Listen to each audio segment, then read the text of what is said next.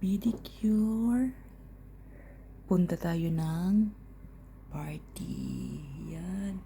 Ang sarap ng feeling kapag maganda yung kuko natin. Diba?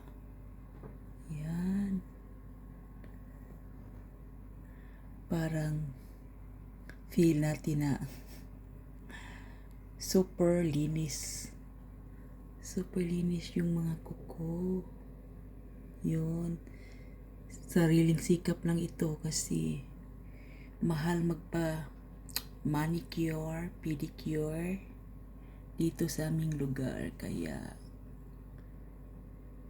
tiyaga-tiyaga na lang tayo. Not bad. Diba?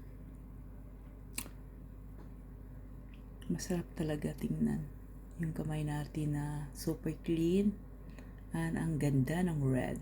Yan.